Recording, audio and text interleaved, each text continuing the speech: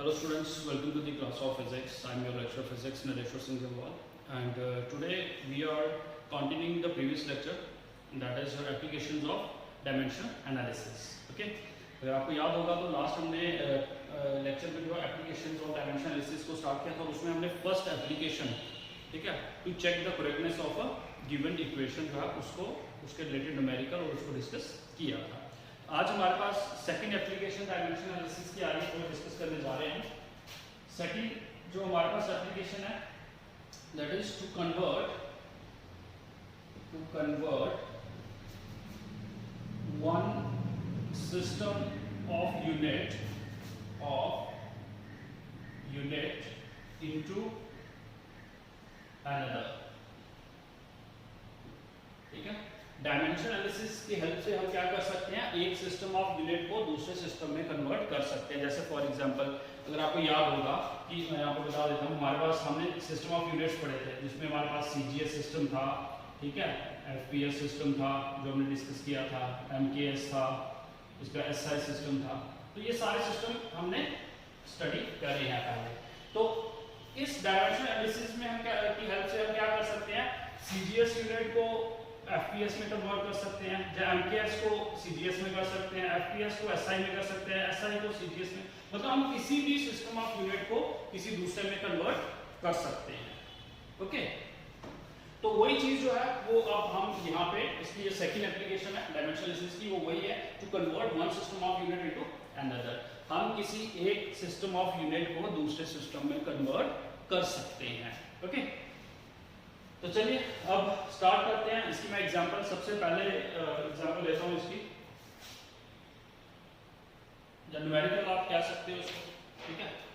इस तरीके से इसको फर्स्ट न्यूमेरिकल प्रॉब्लम इसकी फर्स्ट ले लेते हैं, न्यूमेरिकल प्रॉब्लम फर्स्ट इस एप्लीकेशन की। देखिए अब किस तरीके से हम एक सिस्टम को दूसरे सिस्टम में कन्वर्ट करते हैं, ठीक है। जैसे आपको सपोज आता है numerical convert 1 newton into dyne. Okay, ये आपको numerical convert 1 newton into dyne. बेटा इसका जो ये फर्स्ट न्यूमेरिकल है इसको समझ लेना अच्छे से, क्योंकि यही चीज समझ लोगे फिर आगे आपको कहीं पे भी प्रॉब्लम नहीं आएगी। कुछ स्टेप्स होते हैं जो आपको दिमाग में रखने हैं और वही स्टेप्स जो वो आगे भी फिर फॉलो करते जाना है। तो आपका न्यूमेरिकल आ गया convert 1 newton into dyne. Okay, अब आपको सबसे पहले ये चीज पता है कि न्यूटन जो है या डाइन जो है वो किसका यूनिट है। न्यूटन जो है वो एसआई यूनिट है फोर्स का, और डाइन जो है वो सीजीएस यूनिट है फोर्स का। फोर्स का ही है ना सीजीएस यूनिट। तो इसका मतलब है कन्वर्ट 1 न्यूटन इनटू डाइन, मतलब हमें एसआई सिस्टम को किसमें कन्वर्ट करना है, सीजीएस में, क्योंकि न्यूटन जो है वो क्या है आपके पास एसआई यूनिट है, और डाइन जो है वो क्या है, सीजीएस यूनिट है, किसका, फोर्स का। ओके, तो अब किस तरीके से कन्वर्ट करते हैं, हमें एसआई को किसमें कन्वर्ट करना है, सीजीएस में। तो चलिए इसके स्टेप्स जो है वो ध्यान से देखिए किस तरीके से हम फॉलो करते हैं। सबसे पहली चीज, हमने एसआई सिस्टम को सीजीएस सिस्टम में कन्वर्ट करना है। तो सबसे पहला स्टेप होता है, यह आ जाएगा हमारे पास एसआई सिस्टम, ठीक है। इसको मैं लिख दूंगा गिवन, ब्रैकेट में आप लिख सकते हो गिवन, कि एसआई सिस्टम जो है वो हमें गिवन है। ओके, और एक इस तरफ आप लिखते हैं जिसमें कन्वर्ट करना है, किसमें कन्वर्ट करना है, सीजीएस में कन्वर्ट करना है। क्लियर है ये चीज। ओके, तो चलिए सीजीएस में कन्वर्ट करना है। अब देखिए हमारे पास जो बेसिक है एसआई सिस्टम में, एसआई सिस्टम में क्या होता है, मास m1 कितना किसमें होता है, केजी में होता है ना, तो मैं इधर लिख लूंगा 1 kg। ओके, उसके बाद length L1 is equal to 1, ये मीटर में, क्योंकि एसआई सिस्टम में लेंथ जो है किसमें होती है बेटा, मीटर में होती है। उसके बाद आएगा time, T1 is equal to 1 second. Okay, तो ये चीजें हमें गिवन है। और यहाँ पे एक चीज आती है N1 इज इक्वल टू, हमें कन्वर्ट करना है, देखिए ध्यान से देखना ये क्या चीज है, हमें कन्वर्ट करना है कि 1 न्यूटन जो है वो कितने डाइन के बराबर होता है, मतलब 1 न्यूटन जो है वो कितने डाइन के, 10 डाइन के बराबर होता है, 100 डाइन्स के बराबर होता है, 1000 डाइन के बराबर, कितने डाइन्स के बराबर होता है। ठीक है, ये सिस्टम ऐसे होता है। अगर आपको याद होगा जब मैंने यूनिट पढ़ाया था आपको, तो यूनिट में हमने डिस्कस किया था कि कोई भी एक अगर फिजिकल क्वांटिटी होती है उसके लिए दो चीजें रिक्वायर्ड होती है उसकी क्वांटिटी के लिए, एक n और एक u। n क्या होता था आपके पास? Numerical value. क्या होती थी? Numerical value. और u क्या होता था आपके पास? यूनिट। जैसे सपोज अगर कोई भी यूनिट, जैसे आपको डिस्टेंस दिया है, तो डिस्टेंस अगर आपको दिया गया डिस्टेंस इज इक्वल टू 4, तो व्हाट इज 4 किलोमीटर ना क्या है, हमें कुछ पता नहीं है। लेकिन अगर हम लिखते हैं इसको 4 मीटर तो हमें पता चल जाता है कि डिस्टेंस जो है 4 मीटर है। तो अगर कोई भी फिजिकल क्वांटिटी उसकी मेजरमेंट लेनी है तो उसके लिए हमें दोनों चीजें रिक्वायर्ड होती हैं। कौन कौन सी? न्यूमेरिकल वैल्यू भी रिक्वायर्ड होती है और यूनिट भी रिक्वायर्ड होता है। ठीक है, तो इसीलिए ये जो है ये आपका n1 है, और ये जो निकालना है, फाइंड आउट करना है, ये क्या होता है? n2। ओके, तो यहाँ पे n1 कितना है? हमने कन्वर्ट करना है 1 न्यूटन को, तो यहाँ पे n1 है 1। ओके, अब कन्वर्ट किसमें करना है? CGS में। तो चलिए CGS में हम लिख लेंगे m2, क्योंकि m1 यहाँ पे ले लिया। इसमें मास जो है वो किसमें होता है? 1 ग्राम में। CGS में मास ग्राम में होता है। उसके बाद लेंथ L2 1 सेंटीमीटर में, ठीक है ना, G ग्राम C सेंटीमीटर। और टाइम जो है वो किसमें होता है? सेकंड में। ठीक है, टाइम सेम होता है सभी में। जब हमने सिस्टम ऑफ यूनिट डिस्कस किए थे तो वहां पे बताया था मैंने आपको। तो फाइंड आउट n2 जो है उसको निकालना है कि n2 की कितनी वैल्यू होगी, मतलब 1 न्यूटन जो है वो कितने डाइन के बराबर होगा। ओके, क्लियर है ये चीज? ठीक है, तो अब देखिए स्टेप्स याद रखने हैं। सबसे पहला स्टेप आपने क्या किया यहाँ पे कि जिसको जिसमें कन्वर्ट करना है उसको इस तरीके से लिख लेना है। अब दूसरी चीज इंपॉर्टेंट, दूसरा स्टेप क्या है हमारे पास कि आपको जो फिजिकल क्वांटिटी दी है, देखिए कन्वर्ट 1 न्यूटन इनटू डाइन। उसने फिजिकल क्वांटिटी की बात नहीं करी है कि कौन सी फिजिकल क्वांटिटी है, लेकिन हमें यूनिट से पता चल रहा है कि फिजिकल क्वांटिटी हमारे पास क्या है? फोर्स है, क्योंकि न्यूटन और डाइन जो किसके यूनिट्स हैं? फोर्स के यूनिट्स हैं। तो हमारे पास जो फिजिकल क्वांटिटी अवेलेबल है वो कौन सी है? फोर्स। तो सेकंड स्टेप क्या होता है? हमें डायमेंशनल फार्मूला लिखना होता है फिजिकल क्वांटिटी का। ओके, तो इधर लिखूंगा मैं सेकंड स्टेप में dimensional formula of force is equal to कितना हो जाएगा? m1 L1 T minus 2। This is your second step. Now next is आपके पास आ जाएगा डायमेंशन फार्मूला आ गया हमारे पास। अब आता है हमारे पास कन्वर्जन फार्मूला। ठीक है, एक्चुअल में क्या होता है कि जब भी कभी हमें एक सिस्टम को दूसरे में कन्वर्ट करना होता है तो उसके लिए हमारे पास एक कन्वर्जन फार्मूला होता है। वो फार्मूला क्या होता है मैं यहाँ पे थोड़ा सा बता देता हूँ।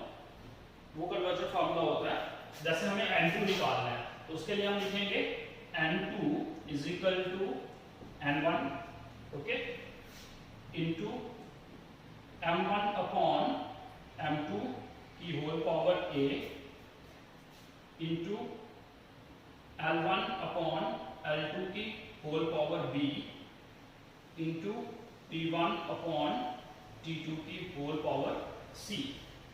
This is the conversion formula कि किस तरीके से हम एक सिस्टम को दूसरे में कन्वर्ट करेंगे, उसके लिए ये फार्मूला हमें हेल्प करता है। ओके, तो ये चीज लिख ली हमने, dimension formula of force.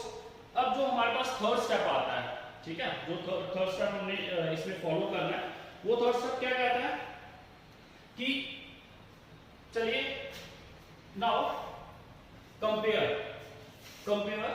The dimension formula with conversion formula. ठीक है, तो इधर हम लिखते हैं सबसे पहले कन्वर्जन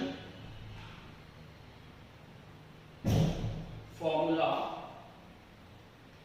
इज, क्या होता है कन्वर्जन फॉर्मूला? ये जो बताया मैंने, n2 is equal to n1 m1 upon m2 की power a, L1 upon L2 की पावर b और T1 अपॉन T2 की पावर c। ये कन्वर्जन फॉर्मूला यहाँ पे लिखा, ये थर्ड स्टेप है। अब हम क्या करेंगे? डायमेंशनल फार्मूला और कन्वर्जन फार्मूला का जो है वो कंपेयर करेंगे। ठीक है, सो नेक्स्ट आ जाएगा compare dimensional formula and conversion formula. Okay, dimensional formula आपका कन्वर्जन फॉर्मूला को कंपेयर। अब कंपेयर करना कैसे है, सिर्फ इसके डायमेंशंस को कंपेयर करना है। जैसे m1 m2 की पावर क्या है a, तो यहाँ पे m की पावर क्या है 1, तो हम यहाँ पे लिखेंगे a इज इक्वल टू 1। फिर उसके बाद देख रहे हो L1 और L2 की पावर क्या है b, तो हम यहाँ पे L की पावर क्या है 1, तो हम लिखेंगे b इज इक्वल टू 1। और उसके बाद c है t की पावर, तो यहाँ पे देखो t की पावर क्या है -2, तो c की क्या वैल्यू हो जाएगी -2। ठीक है, अब हमें निकालना है एक्चुअल में क्या है n2 को। ठीक है, अब अगर आप देखोगे इस डायमेंशन फार्मूला में हमारे पास n2 निकालना है, n1 की वैल्यू अवेलेबल है, यस, m1 m2 की वैल्यू अवेलेबल है, m1 की भी है m2 की भी है, l1 l2 की l1 l2 की भी है, t1 t2 t1 t2 की अवेलेबल है, और फिर बचे a b c, और वो भी हमने निकाले a b c की वैल्यूज। तो अब हम ये सारी वैल्यूज जो है वो कन्वर्जन फार्मूला में पुट कर देंगे। So put all the values in conversion formula। ठीक है, ये सारी वैल्यूज जो हैं वो क्या करेंगे हम कन्वर्जन फार्मूला में पुट कर देंगे। तो चलिए conversion formula n2 is equal to n1। ठीक है, n1 ये देखिए n2 is equal to n1। what is the value of n1 1। Okay, तो यहाँ पे लिखेंगे हम 1 into m1। what is the value of m1 1 kg। m1 की वैल्यू कितनी है 1 kg अपॉन m2 की वैल्यू कितनी है 1 ग्राम, ये आ गया 1 ग्राम। ओके, की पावर a, तो a की पावर 1 मतलब a की वैल्यू 1। नेक्स्ट L1 की वैल्यू कितनी है 1 मीटर। ठीक है, ये आ जाएगा 1 मीटर अपॉन L2 की वैल्यू कितनी है 1 सेंटीमीटर, ये आ जाएगा 1 सेंटीमीटर की पावर b की वैल्यू 1। ओके, उसके बाद T1 1 सेकेंड, T2 भी कितना है 1 सेकेंड, ये आ जाएगा 1 सेकेंड अपॉन 1 सेकेंड, और किसकी पावर c की वैल्यू कितनी है -2।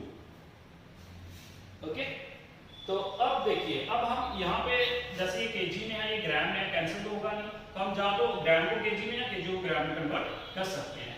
तो ये अगर n2 is equal to 1 into 1000, sorry 1 KG जो है उसमें कितने ग्राम्स होते हैं 1000 ग्राम्स, मैं यहाँ पे लिखूंगा 1000 ग्राम्स अपॉन 1 ग्राम। ओके, अब ग्राम में कन्वर्ट हो गए ना, अब दोनों जो है वो सेम उसमें आ जाएंगे सिस्टम में। अब मीटर है, तो मीटर जो है वो कितने सेंटीमीटर के बराबर होता है 100 सेंटीमीटर अपॉन 1। ठीक है, मीटर को भी किसमें कन्वर्ट कर दिया सेंटीमीटर पावर 1। अब सेकंड सेम है, ये कैंसिल हो जाएंगे, तो ये बन जाएगा 1 की पावर -2, जो मर्जी कर दो वो क्या रहेगा 1 ही रहेगा। तो n2 is equal to 1। Okay, अब ये कितना है 1000 डिवाइडेड बाय 1 कितना आ जाएगा 1000 ही आ जाएगा, क्योंकि पावर 1 है, उसका 100 डिवाइडेड बाय 100 पावर 1 इंटू 100, तो इंटू ये कितना है 1। ओके, तो n2 की वैल्यू आ गई हमारे पास। ठीक है, so n2 is equal to 10 raise to power कितने हैं 3 और 2 5, 10 रेज़ टू पावर 5। ओके, तो इसका मतलब क्या हुआ, आ गया हमारे पास कि आपके पास जो क्या रिजल्ट आ गया कि 1 न्यूटन जो है वो 10 रेज़ टू पावर 5 डाइन के बराबर होता है। तो हमने क्या किया, हमें यूनिट दिया था एसआई सिस्टम में, हमने उसको कन्वर्ट कर लिया इजिली डाइन। तो this is your conversion of one system of unit into another. बेटा इसमें एक चीज याद रखनी, स्टेप्स जो वो याद रखने हैं। सबसे पहले क्या करना होता है, ये आपका स्टेप 1 होता है। स्टेप फर्स्ट आपका ये होता है कि सबसे पहले जो सिस्टम गिवन है उसको इस तरीके से लिखना है और जिसमें कन्वर्ट करना है उसको इस राइट साइड लिखना है, ठीक है। m1 अगर कोई भी वैल्यू नहीं दी है, ठीक है, मास की, लेंथ की, टाइम की कोई वैल्यू नहीं दी है तो हम उसको 1 1 1 लेके चलते हैं। एसआई सिस्टम में मास केजी होता है, लेंथ मीटर में होती है, टाइम सेकंड में होता है। n1 दिया है दैट इज 1 न्यूटन, तो हमने n1 को रख लिया 1। कन्वर्ट करना है सीजीएस में तो सेम हम यही चीज लिखेंगे m2, m1 मत लिख देना यहाँ पे क्योंकि m1 हमने ऑलरेडी लिया हुआ, यहाँ पे m2 लिखेंगे। m2 equal to 1 gram, L2 1 centimetre, T2 1 second and n2 जो हमें यहाँ क्या करना है, फाइंड आउट करना है। ये फर्स्ट स्टेप था। सेकंड स्टेप में आपको क्या करना था कि सेकंड स्टेप में आपको डायमेंशनल फार्मूला जो है वो फिजिकल क्वांटिटी का पता। सबसे पहली चीज होती है कि फिजिकल क्वांटिटी को फाइंड आउट करो। अगर तो फिजिकल क्वांटिटी दी है फिर तो चलो ठीक है, अगर नहीं दी है तो आप उसके यूनिट से पता लगा सकते हो। जैसे यहाँ पे नहीं दी थी लेकिन उसके यूनिट्स जो थे वो हमें पता थे, न्यूटन और डाइन जो है वो फोर्स के यूनिट है, इसलिए वहां से पता चल गया कि फिजिकल क्वांटिटी जो है वो हमारे पास क्या है, फोर्स है। तो उसका हमने क्या लिख लिया, डायमेंशनल फार्मूला लिख लिया। ये आपका सेकेंड स्टेप होता है। उसके बाद थर्ड स्टेप क्या होता है हमारे पास, conversion formula.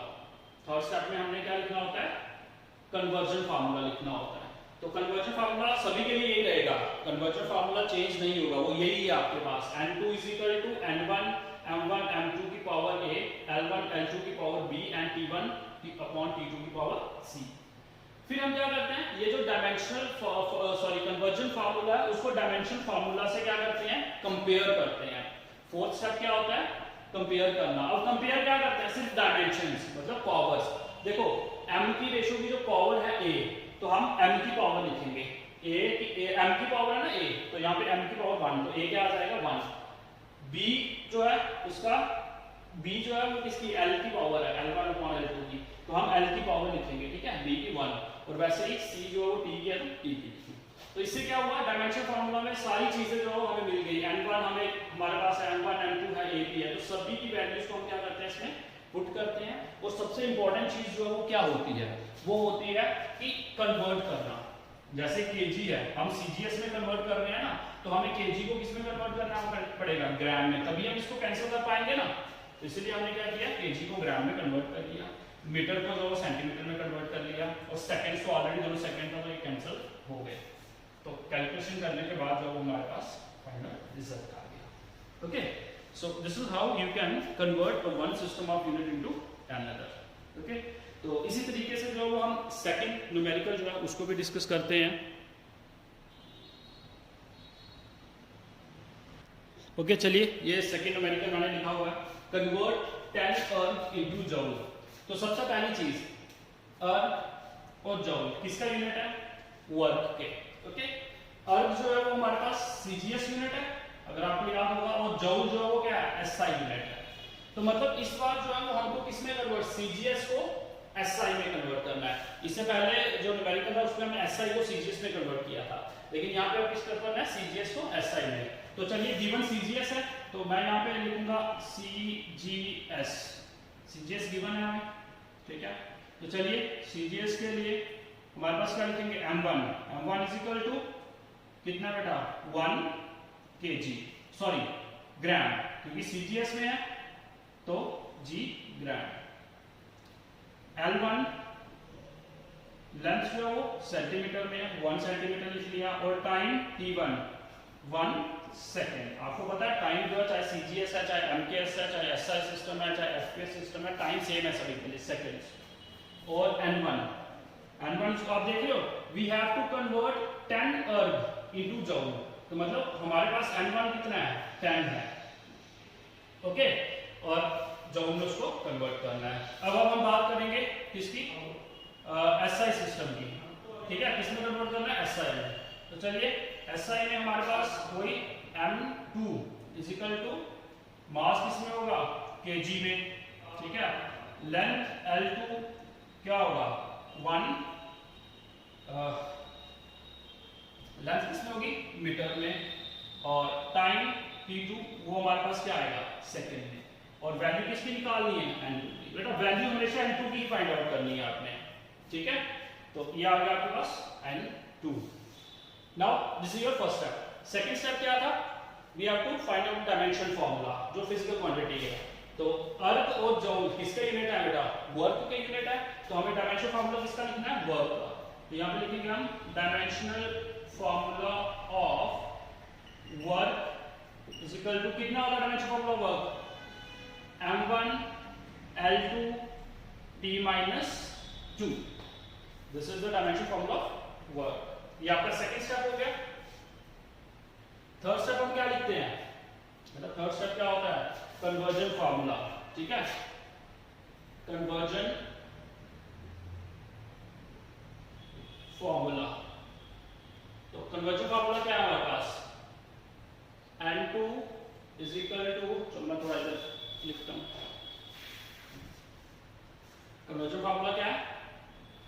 n2 is equal to n1 m1 upon m2 की power a, l1 upon l2 की power b and t1 upon t2 की पावर c। ये आपका फर्स्ट स्टेप था। ये सेकंड थर्ड जो कन्वर्जन फार्मूला। अब फोर्थ स्टेप क्या होता है? Compare the conversion formula with dimensional formula. तो नेक्स्ट स्टेप क्या होगा? Compare the dimensional formula with conversion formula.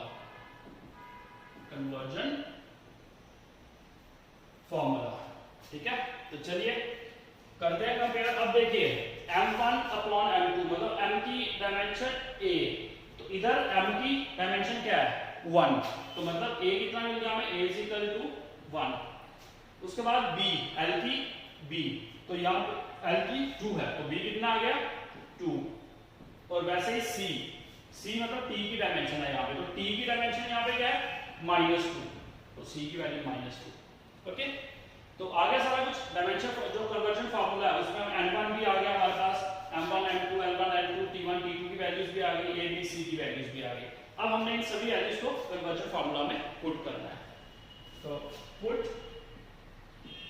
all these values into conversion formula। conversion formula। Okay, तो चलिए n2 is equal to n1। what is the value of n1? 10। ठीक है, हम यहां पे लिखेंगे 10 into m1 की वैल्यू 1 ग्राम और m2 की वैल्यू 1 kg। तो यहां पे लिखेंगे 1 ग्राम अपॉन 1 kg की पावर a की वैल्यू कितनी है? 1। ओके, उसके बाद l1 m2, l1 की वैल्यू 1 सेंटीमीटर, l2 की वैल्यू 1 मीटर। तो यह आ जाएगा 1 centimetre upon 1 metre. Dimension b की वैल्यू कितनी है? 2। और टाइम अगर आप देख रहे हो दोनों 1 सेकेंड और 1 सेकेंड, तो यहाँ पे आ जाएगा 1 सेकेंड अपॉन 1 सेकेंड। ओके, और पावर कितनी है? c, तो सॉरी c की वैल्यू कितनी है? -2, तो इधर आएगा -2। अब n2 इज इक्वल टू 10। अब वही कि kg को ग्राम में कन्वर्ट करते हैं, एक जैसा हमें बनाना है। तो यहाँ पे आ जाएगा 1 ग्राम अपॉन 1 kg कितना हो जाएगा? 1000 ग्राम की पावर 1। वैसे ही सेंटीमीटर है, 1 सेंटीमीटर अपॉन मीटर को सेंटीमीटर में कन्वर्ट करेंगे तो 100 सेंटीमीटर। Okay, power 2। और ये क्या है? कैंसिल हो जाएंगे, सेकंड सेकंड हो जाएगा 1 की power -2। Okay, so n2 is equal to 10 into 1 upon 1000। Okay, ये आपके पास हो जाएगा 1 upon 10,000। कैसे? क्योंकि इसका स्क्वायर है, स्क्वायर है तो क्या हो जाएगा? 10,000 हो जाएगा इनटू ये क्या 1 की पावर -2 क्या होगी? 1 ही होगी। ओके, तो चलिए ये क्या बन जाएगा? n2 इज इक्वल टू 1 0 जो है वो कैंसिल हो जाएगा, पीछे कितने हो जाएंगे? 4 और 5 6 0। सो 60 क्या 1/60 है, तो 10 रेज़ टू पावर -6, ठीक है, क्योंकि ये बन जाएंगे आपके पास 1/10 रेज़ टू पावर 6 ऐसे बनना है। तो जब 6 को ऊपर लेके आओगे n2 की वैल्यू कितनी बन जाएगी 10 रेज़ टू पावर -6।